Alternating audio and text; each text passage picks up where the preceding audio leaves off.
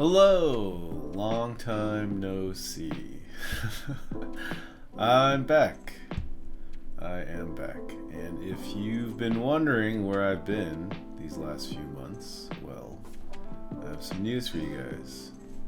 Actually, this whole episode is all about news and updates. So, first big news for you guys. The reason why I've been gone for so long, my wife and I, we had beautiful little baby girl back in November.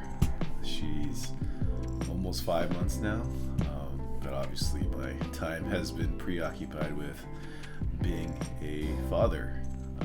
So yeah, we had a little girl named Charlotte. Here she is! Oh my god, isn't she adorable? Look at that cute little baby. How can you... focus. There you go. Aww. We call her Charlie. There's Charlie. But anyways, I've been busy with that. But I'm back now. Yeah, welcome back to me. And I'm here today to talk to you guys about LLCs. Some updates, some current things that are going on with LLC formations.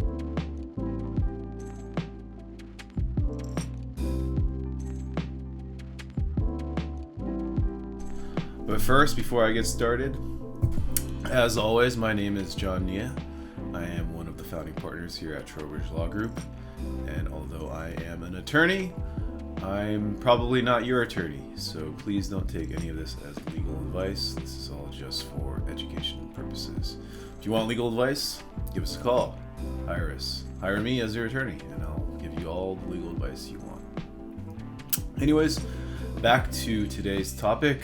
Updates in regards to LLC formations. So, few things have been going on recently that I want to talk to you guys about, talk to potential clients about, just to give you a heads up. You know, if you have a deal coming through the pipeline, you're going to get started soon. LLC formations, it's a pretty important topic. You probably want to think about these questions before you engage us, before you have us get started on your deal. So, the question always gets asked, what state should I form my LLC in? And generally, I tell my clients, you should form the LLC in the state that you're buying the property in. Kind of makes the most sense, right? You're going to be operating in that state. You're going to be opening a bank account in that state, most likely, just to save on initial filing fees and ongoing annual fees that the state charges. It makes sense just to form it in the state where the property is located. Because if you form it in another state and you're doing business in the other state, right? So, for example, if you form it in Wyoming, but you're really buying a property in Texas.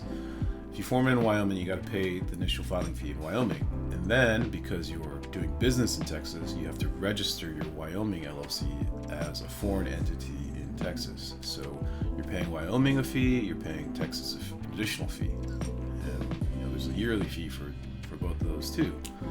So it adds up. Might as well just form it in Texas initially because your property's in Texas, you're doing business in Texas. And assuming you're going to open a bank account in Texas, that makes it easier too. But recently what we've noticed is depending on the lender, so lenders, they have certain requirements as far as where the borrowing entity must be organized. And what I've seen recently is for deals that have a loan greater than $10 million, so you're getting a loan over $10 million, generally the lender wants the LLC formed in Delaware. Don't ask me why. I mean, there's tons of reasons why a lot of corporations and a lot of lenders prefer Delaware. That's probably a whole nother video topic about that. But that's the case recently, that a lot of lenders want you to form the company in Delaware. And if you're buying a property in Texas, that means you gotta form the LLC in Delaware, register the LLC as a foreign entity in Texas before you can open a bank account before you can accept investor funds. So it's important that you get all this figured out as soon as possible so that we could get those filings done as soon as possible so that you could form a bank account or open a bank account and start raising money as soon as possible, right? Well, because it's kind of early in the year, Delaware has been a little bit slow with their processing. So the reason why that is at the end of the year, companies don't like to start new, or people don't like to start new companies at the end of the year, right? At, say December, late December, because you have to pay the filing fee for December for that 1 month or less than a month, and then January of the next year hits, and now you owe another annual filing fee to the state. You don't want to pay twice essentially in a 1 month span. So a lot of companies that were thinking about starting in December waited until January 1st to form their LLC, and that led to a huge backlog of filings in Delaware, right? So there was a very, very long delay for quite some time, but luckily, from what we understand, Delaware is kind of caught up now, so the delay isn't as bad. So if that's the case, though, if you're thinking of doing a deal where the loan is going to be over $10 million, what I suggest you do is find out from your lender as soon as possible whether or not you need to form that LLC in Delaware. That way, we can get it sorted as soon as possible. Speaking of delays, though, and speaking of Texas, I brought up the Texas deal earlier.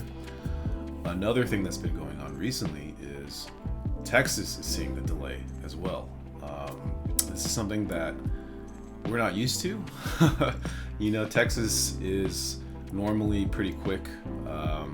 We have a lot of clients in Texas, so we're pretty familiar with forming LLCs in Texas. Well, normally Texas takes 2-3 business days to process a LLC filing. You can do it online. We file it online for you, and then a few days later we get it back. Recently, in the past few weeks or so, maybe a couple months, Texas has been seeing a very, very long delay. So right now, LLC formations are taking about 2 weeks to process for Texas, which is surprising. We don't know why. We've called the Secretary of State office to ask kind of what's going on, and we really haven't gotten an answer as to what's causing this delay.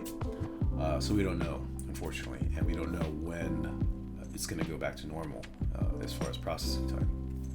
That being said, so again, if you are in Texas and you're thinking about doing a deal in Texas, regardless of the size of the offering and how much your loan amount is, if there's a possibility that you're going to be operating in Texas, either forming the LLC in Texas, or even if you're forming the LLC in Delaware and then have to register as a foreign LLC in Texas, you're still going to be subject to that delay. So if you're involved in a deal in Texas, it's very, very crucial that you reach out to your lender as soon as possible to find out what state you need to form that LLC in, and also reach out to us as soon as possible so that we can start that process, get the LLC formed for you so that you can open the bank account, so then you can accept funds from your investors.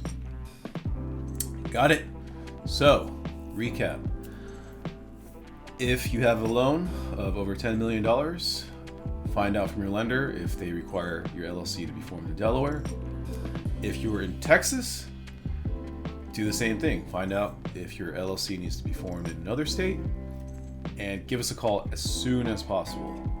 That way, there's going to be a delay regardless. There's going to be about a 2-week delay to form the LLC, but if you give us a call ASAP, we can file that LLC for you as soon as possible so that you have enough time to get the bank account formed and to raise all your investor funds. That's the point I wanted to make today in today's episode. So, hope there's some people out there that are thinking about about syndicating in Texas, and I hope that this was informative and gets you off your butt to engage us as soon as possible. If you're not in Texas, I hope the other information was also useful for you. Thank you for tuning in. If you enjoyed this content, don't forget to hit that like button, subscribe to our channel. I'm back now, so I'll be trying to put out a weekly video for you guys to educate you. Maybe the next video will be all about why Delaware is the preferred state for lenders and other corporations. But anyways, thanks for tuning in, and I'll see you guys next time.